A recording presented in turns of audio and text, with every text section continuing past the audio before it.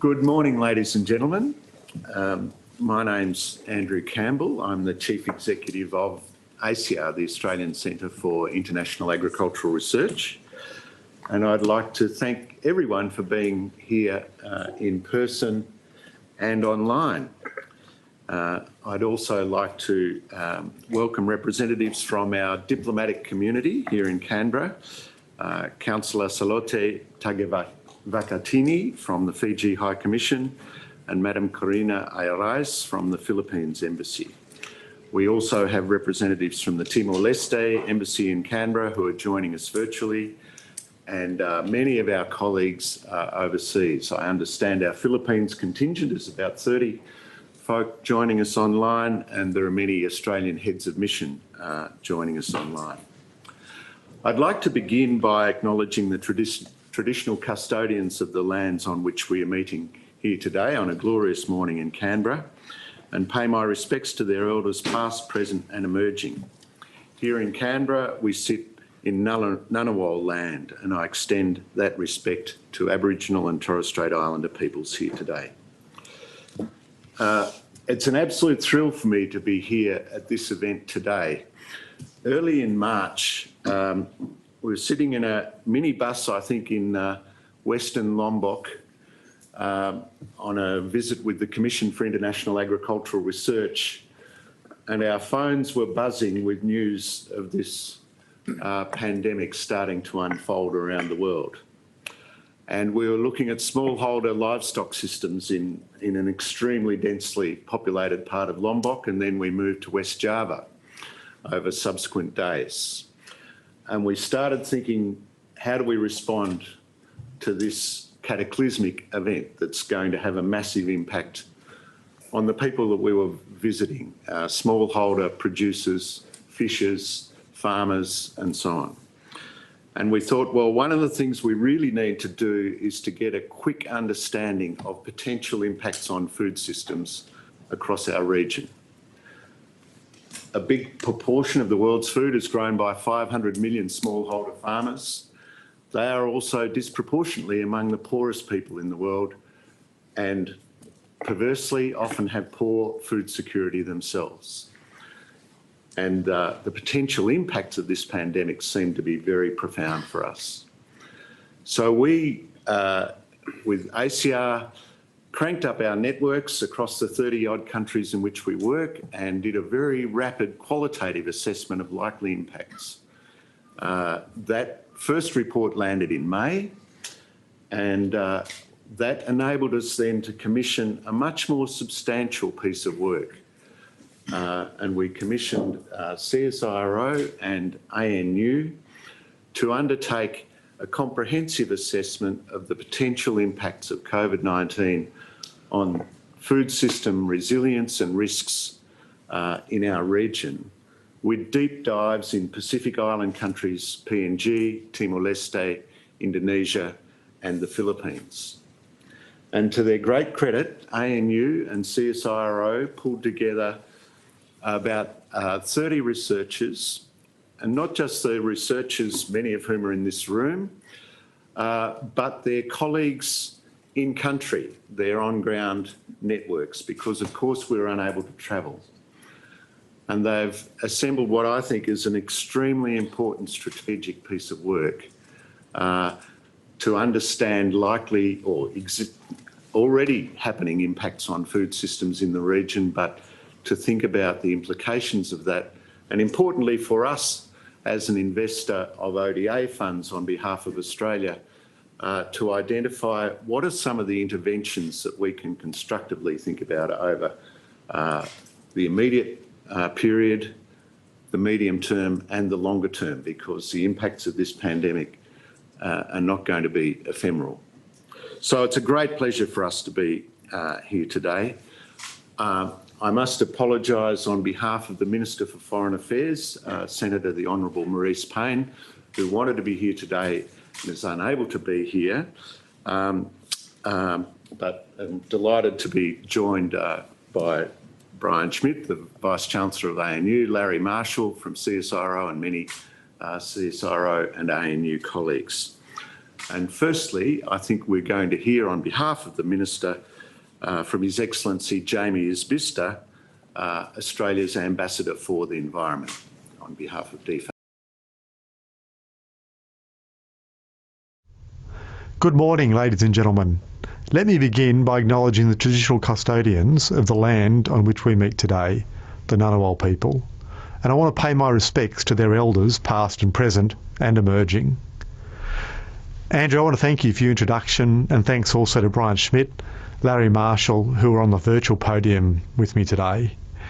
Welcome to all of you who are watching online and to those who are able to be at the Australian National University campus in person. COVID-19 has highlighted the challenges facing food security in our region. These challenges are well documented in the research commissioned by the Australian Centre for International Agricultural Research and conducted by the ANU and CSIRO.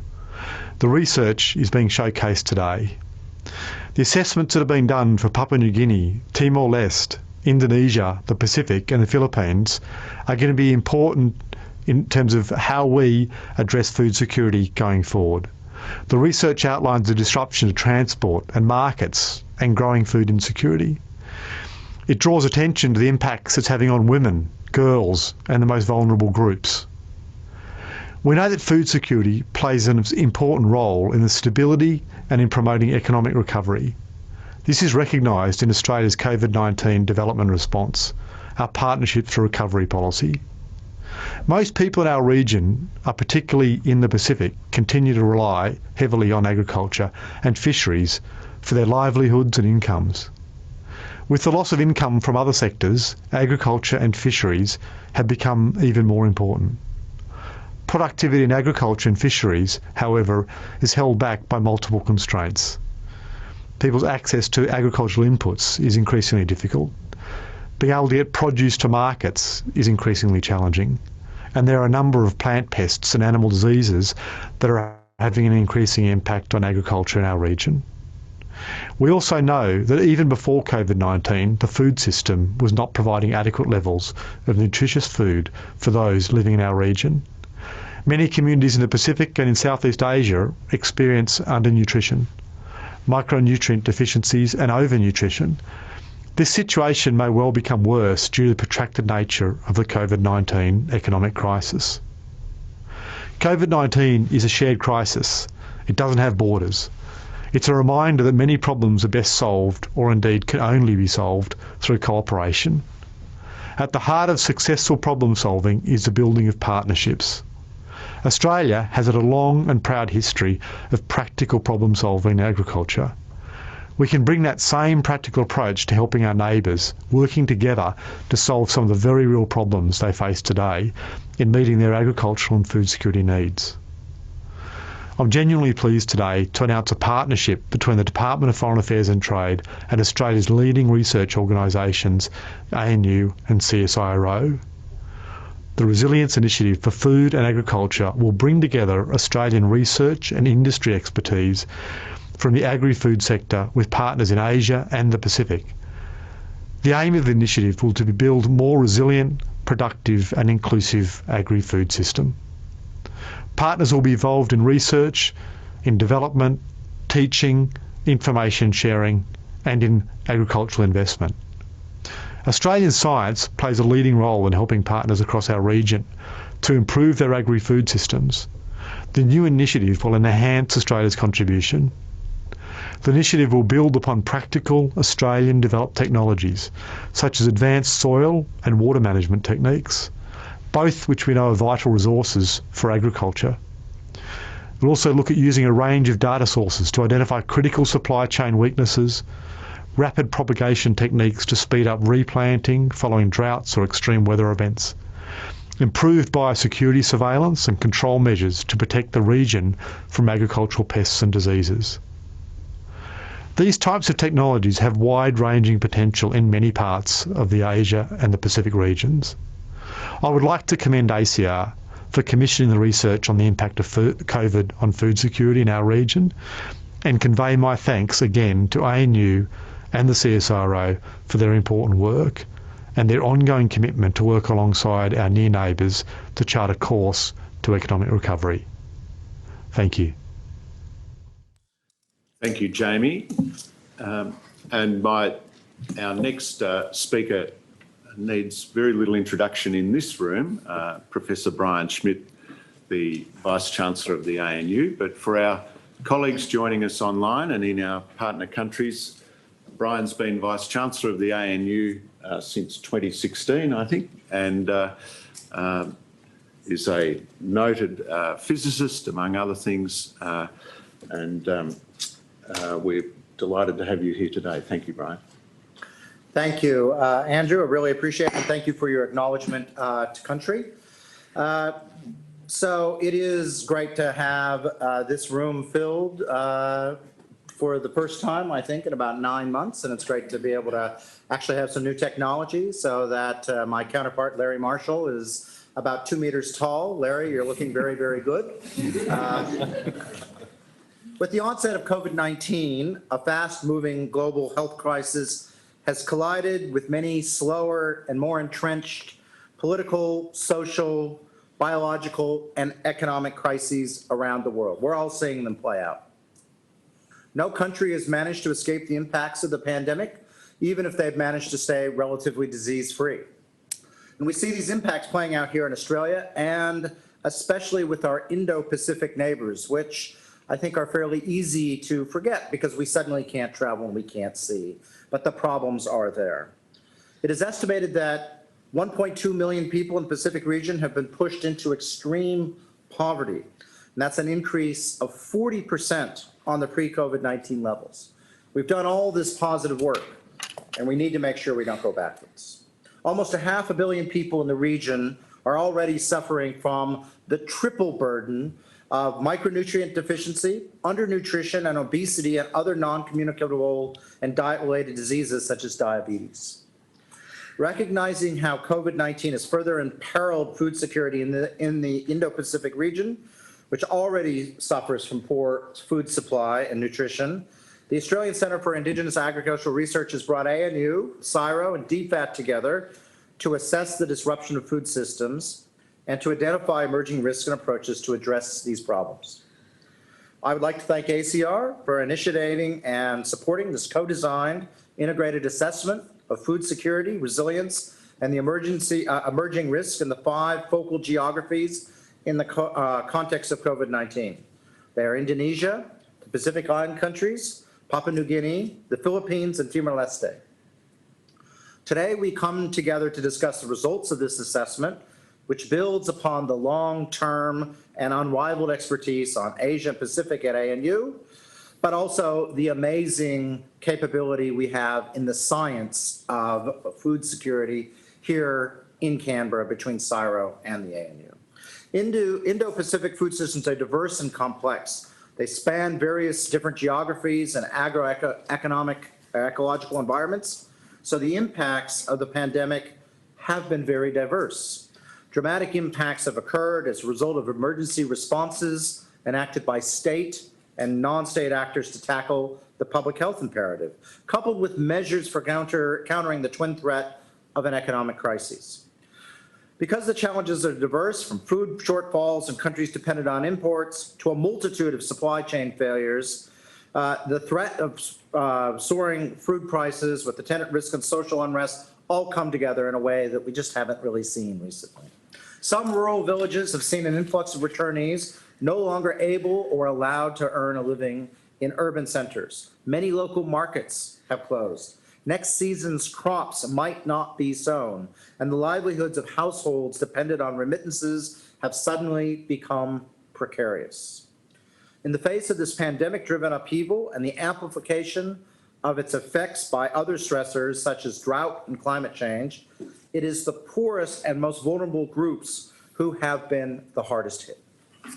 As food stock savings and other reserves progressively run dry, the COVID-19-driven crisis is expected to bite much harder and more broadly in the Indo-Pacific than is currently the case.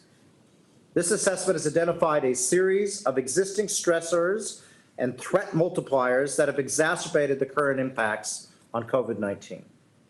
The shock has resulted in significant loss of employment and incomes, as well as disrupted value chains, and resultant increases in food prices and, of course, growing food insecurity. Because these problems are very complex, they require multidisciplinary science to explore and mitigate. To this end, I am absolutely delighted that based on the findings of the assessment that we are discussing today, DFAT is supporting development of continued research partnership between ANU and CSIRO to enhance the innovative capacity and resilience of the Asia-Pacific agri-food system in what is unfortunately going to be an increasingly disrupted food future, probably not just from COVID-19, but beyond. The Resilience Initiative for Food and Agriculture, which we just heard about, is something that I think we can all celebrate, even though it is there for a very somber purpose. The initiative, from my perspective, is a great example of how the two major science institutions of Australia, CSIRO and ANU, can come together and do so much more as an organization working in harmony across the chasm, which is Clooney's Ross Road. And so it has been a place where we can really have the impacts that we all want working together. And we are lucky to have just truly one of the most, the world's best capabilities here in this precinct. It is developed to bring together interdisciplinary agri-food systems expertise in Australia and overseas, and it's targeted towards delivering the real-world solutions to real-world problems in the Asia-Pacific. It's time to take that deep knowledge that we both have and convert it into on-the-ground activities, which everyone needs right now. At a regional scale, the Resilience Initiative will develop and implement a rapid response and situation analysis dashboard, a diagnostic approach to allow real-time analysis of food stress. Specific innovations will include rapidly deployable plant pathogen diagnostic kits to help Pacific communities recovering from drought or extreme weather events. And another example is solar desalination and water pumps to improve irrigation and crop productivity. These are just a few of the examples of the work we will do to improve food security in our region. And I'm very proud that ANU can be part of this new activity. And I'm excited by the prospect of this research partnership going forward. It is now my pleasure to hand over to Larry Marshall from CSIRO to provide more detail about the new initiative, its ambitious program, and what it will achieve. Thank you all. Thanks, Brian. And thank you also, Andrew. Can I too acknowledge formally the Gadigal people of the Eora Nation as the traditional owners of the land that I'm speaking from here today in Sydney, who give us permission to leave our footprints alongside theirs and pay my respect to their elders past and present. You know, it's great to be with you. I wish I could be there in person, but it's so important to join together in this way to talk about a basic human right that we're seeing eroded in the Indo-Pacific region as a result of this horrible virus. You know, the fair and equitable access to nutritious food and the employment and economic stability that come with that, we tend to think of as an inalienable human right, and they are, but this has been disrupted, and we don't live in an era where this can be taken for granted anymore. So there's so much we have to do and we can do to help our Indo-Pacific neighbours and in turn lift the entire region that we share. I really want to congratulate ACIAR on this robust and very practical report, and together with this great partnership between Brian and I and the ANU and CSIRO, University of Technology Sydney, Western Sydney University and the FoodLink Advocacy Cooperative in the Philippines, I think together we've produced a really timely and important assessment of a crisis, as Brian described, in our region that needs our urgent attention. And CSIRO really stands with you, ready to offer our expertise and support in a continued and sustained fashion. Now, it's so important to have this wonderful partnership between ANU and us and ACIAR and the Department of Foreign Affairs and Trade on this issue. And Andrew, Dr. Andrew Campbell, Senator Payne, Professor Schmidt, Brian, you know, without your ongoing support and true commitment to this wouldn't have happened. So thank you so much, because we really are having real impact and changing real people's lives. COVID-19, like climate change itself, is indeed a shared crisis globally. And it's a reminder that so many problems are best solved and often can only be solved through deep collaboration. And that's a lesson I think we'll all take forward out of this crisis back into good times. And to think that we only need to deal with the impacts of this crisis on our own shores, or that it can be solved within our own borders, again, like climate change, is simply wrong. We need global collaborative approaches to solve global problems, and the impacts and benefits have to be shared with all of our neighbours who contribute. We've already witnessed an incredible impact that we can have when we work together at scale on this issue, like achieving in just a few months milestones in vaccine development that would normally have taken decades, or mobilising Australian industry in an effort reminiscent of war times to establish sovereign supplies of critical personal protective equipment. We actually have a collaborative model in place because of this crisis, and we've seen what it can do.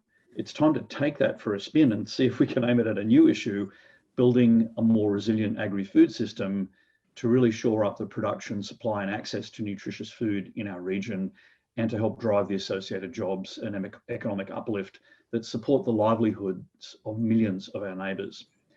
Now, the food systems relied on in the Indo-Pacific have been delivered in a real and broad-reaching shock by COVID-19, and Brian really did a great job of explaining that.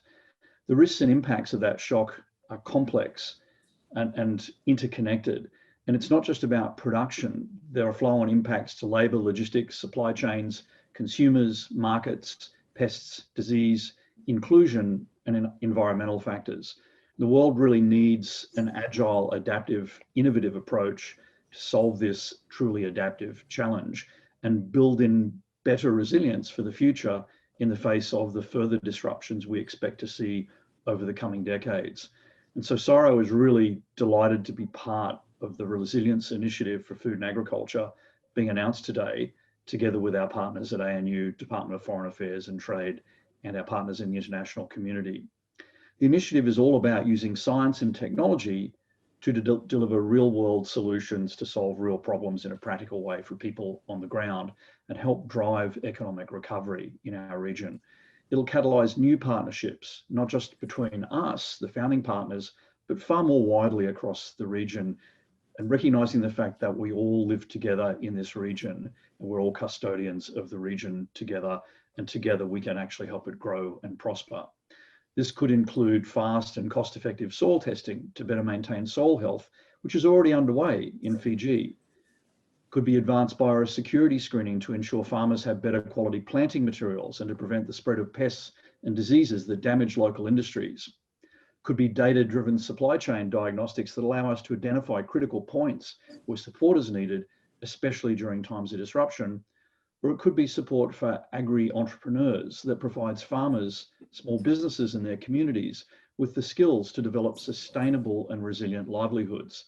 And this last point, as you know, is one dear to my heart, particularly because it's of great benefit to women. As we know from CSIRO's own innovation catalyst strategy and things like our ON program supporting all Australian universities, when you truly speak the language of growth and innovation, women prosper, women lead, and women succeed. Investing in entrepreneurial skills in communities results in greater livelihood opportunities for women through small businesses, generation, or employment. Seed funding from each of the foundational partners of the initiative will be invested to identify the most impactful interventions, deploy development-ready solutions from science, shaped in collaboration by local context and with local context, and strengthening local resilience through partnerships, knowledge sharing, and education. Behind the initiative is a long-standing history of collaboration, excellence in agricultural science, as Brian said, on-the-ground experience, and complementary approaches to food system resilience. The ACIAR report today is a phenomenal example of this. Through our combined knowledge, partnerships, and agility, we can focus our resources and amplify our response to ensure fair and equitable access to nutritious food across our region. We're investing in a pipeline of talent and capability to directly support this work, starting with the appointment of the initiative's first CSIRO postdoctoral research fellow, who we hope to bring on early next year. Food security and quality was highlighted by CSIRO around 4 years ago, now as one of the 6 great challenges facing Australia, and indeed the region, and we must address it to ensure our future prosperity.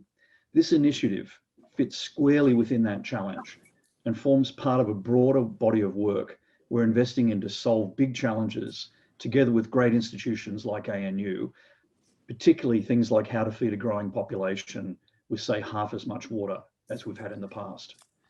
We see our place in the sector as a connector, a facilitator, an agitator for new ideas, and an asker of hard questions. CSIRO, together with partners like ANU, is an innovation catalyst for Australia, where research, community, industry, and government can all come together to collaborate and solve the really big problems, because none of us can do this alone. But together, we can deliver the innovative solutions that continue to feed the world and power local economies. Thank you so much. Thank you very much, Larry. Brian, I cycle down Clooney's Ross Street very frequently, and as a cyclist, one's conscious that it's not actually very wide.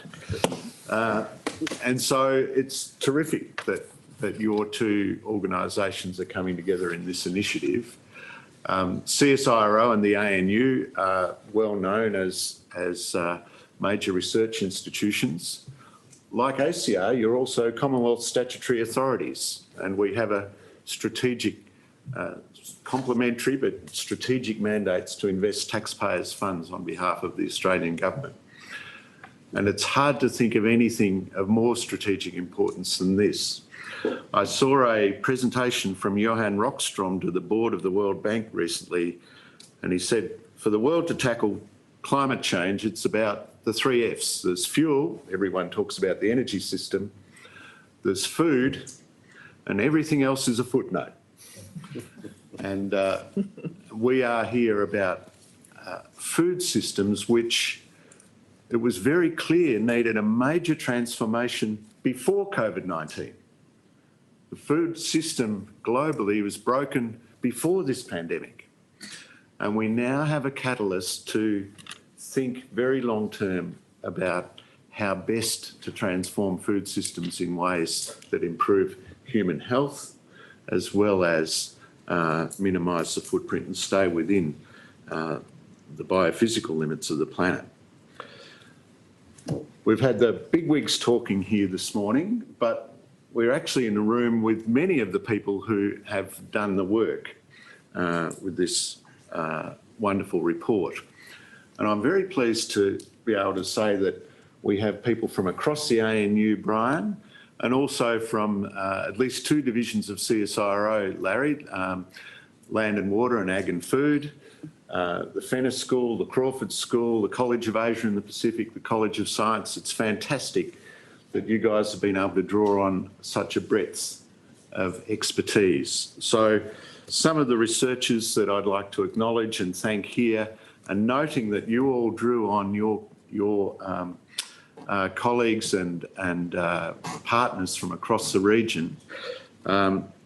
And also noting that we have online senior research leaders from many of the agencies that we work with across the Philippines and Indonesia, the Pacific and PNG. And I see that we have university chancellors and vice chancellors, heads of research agencies all with us here today virtually. And we can't do this work remotely without wonderful support on the ground. But the leaders of the report here, we have Dr. Lisa Robbins and Steve Crimp from the ANU, Monica van Wensveen from CSIRO, Robin Alders, ANU, Mike Burke, James Butler, Michaela Cosine, Fed, thank you for coming back to the ANU from Sydney Uni, Apana Lau, John McCarthy, Andrew McWilliam, Anton Parlow, Nicholas Thompson, Peter Waugh, Michael Webb. They're just some of the 30-odd researchers that have done such amazing work on this report.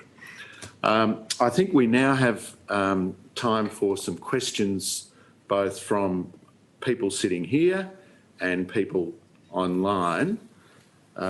So how are we going to do that? Coming through shortly? Very good.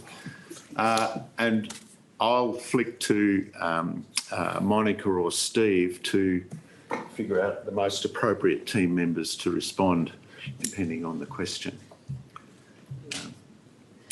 The first question, Andrew, is what research is being funded already on COVID-related issues such as zoonotic diseases?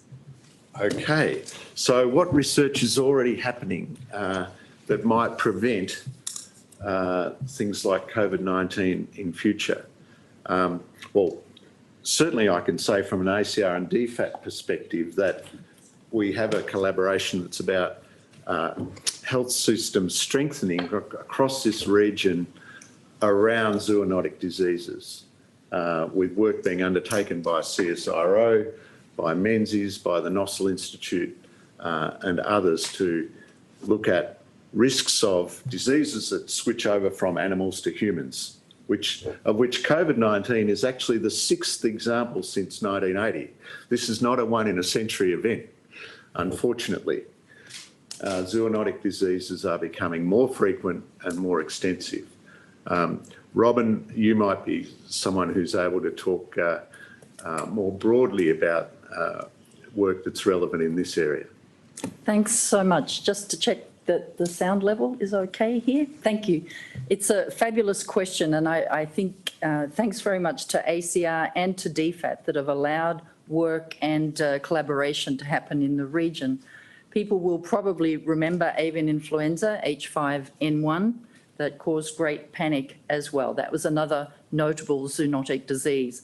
Thanks to the Australian government, with ACIAR working with the new Centre for Health Security, as Andrew said, there's a strong One Health focus linking diseases of importance that can be transmitted from animals to people. The other thing I'd like to mention is that some of these jumps of diseases from animals to people are due to chronic food insecurity.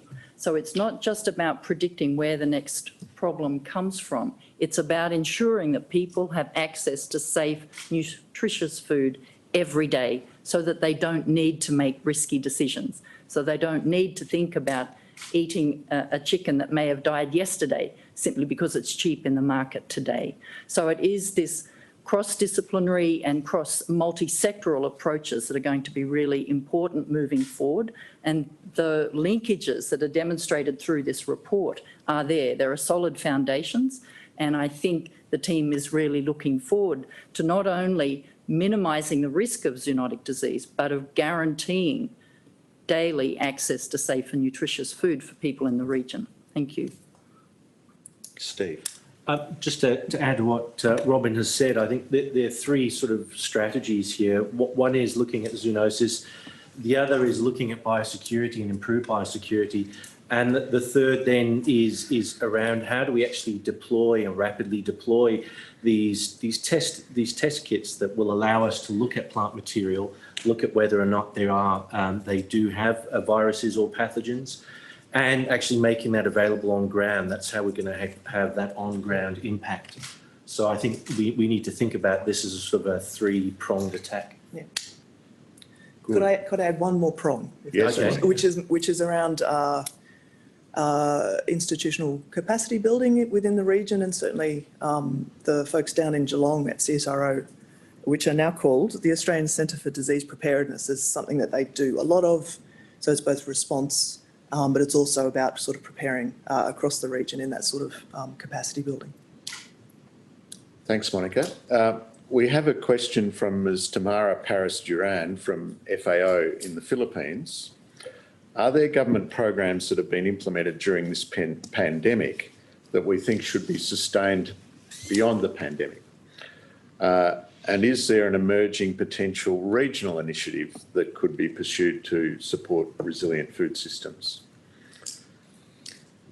I can kick off, and then I might hand over to Robin or Monica. I think one of the things that we saw that was a very successful response strategy was having food security as part of the social protection and building that into social protection. So we making planting material and seeds available, or providing small loans for actually improving production. So we have seen that there has been success and varied around the Indo-Pacific region. But certainly that seems to be in one of the things in the assessment report, which was both a short-term recommendation and a longer-term recommendation, was actually how we improve food security as part of the broader social protection sort of remit or program. And what about things that improve value chains where long supply chains have proven to be somewhat brittle? So how do we get the balance right between producing food locally and importing food?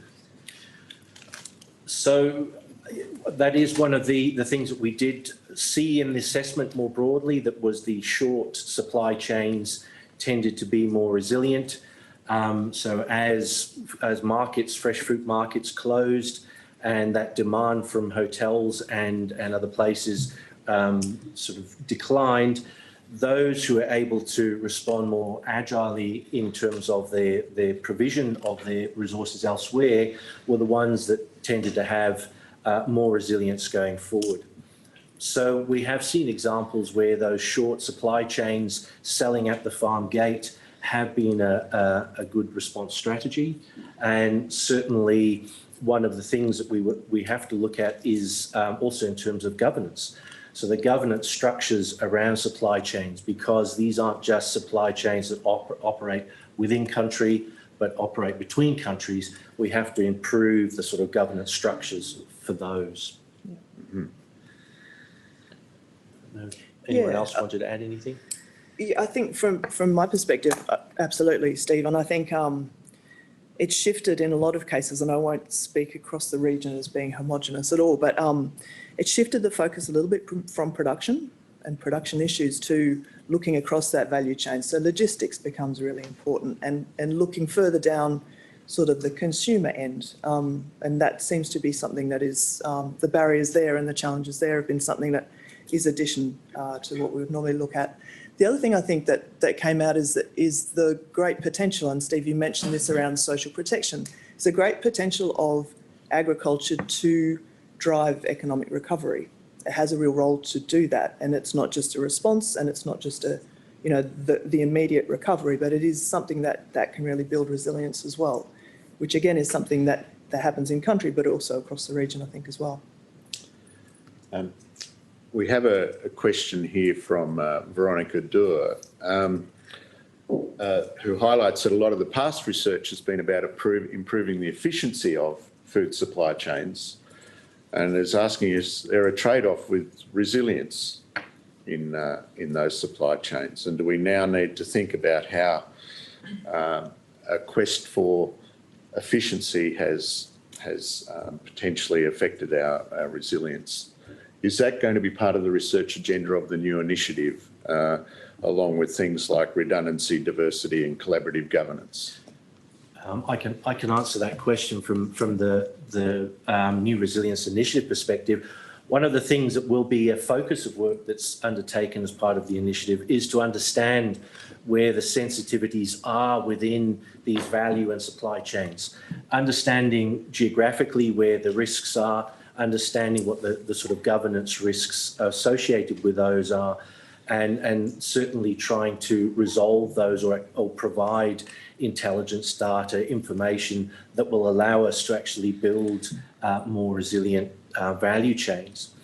What we did see, I think, was that those areas that had particularly long supply and value chains were the ones that have been most impacted by this COVID pandemic. And those who have relatively short value chains are the ones that have been more resilient. I don't know if anyone else, Robin?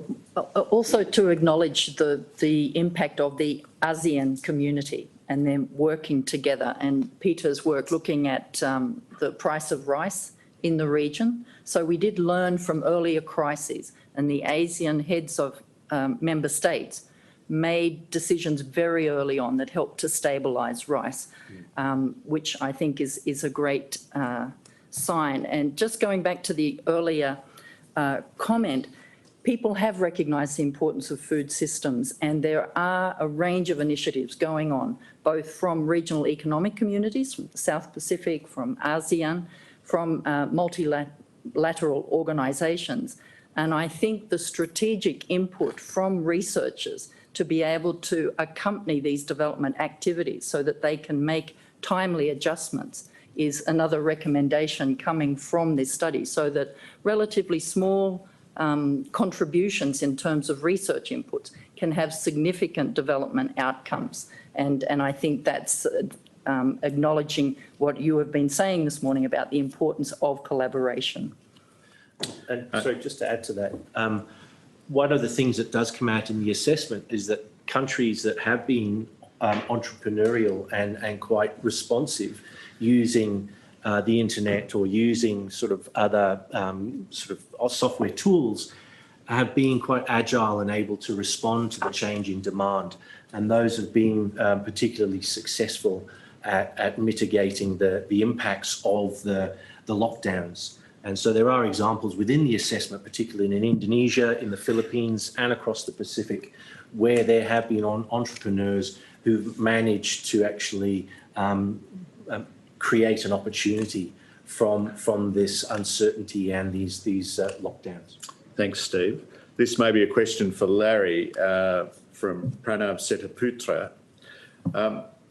How does CSIRO plan to work with others, or the initiative plan to work with other stakeholders, public and private, across the region in regional cooperation to tackle the short and medium-term and longer-term priorities identified in the report? Yeah, so I'm not sure if people are aware of our missions program that we launched a couple of months ago. These are big co-created projects, a little bit different to the way we normally do things, very much focused on specific outcomes and delivering them in specific timeframes, but most differentiated because they're co-created. So they're not CSIRO driven. Some may be CSIRO led, but they're not all CSIRO led for sure, and they're absolutely co-created with our partners and customers in the region. So it's quite a different way for us to operate, but we recognise that we needed to shift in order to more rapidly deliver outcomes from broadly Australia's science to navigate our way out of this crisis. And Brian has been an amazing partner in helping us think this through and help us put these initiatives together. But I just stress it's a co-created with you, co-created missions, I think, is the way we're going to do things going forward. Thanks, Larry. I noticed we also had a question. Did you want to respond, Brian? Well, I think, it's very easy in the past to lapse into, we just do it here and export it, but we can't do that now. COVID-19, we're locked up for the next 9 to 12 months. So it might well force us to do things the way we should always have been doing it, because we have no choice. And so to this point, we already have had to work with everyone, and that's a good thing.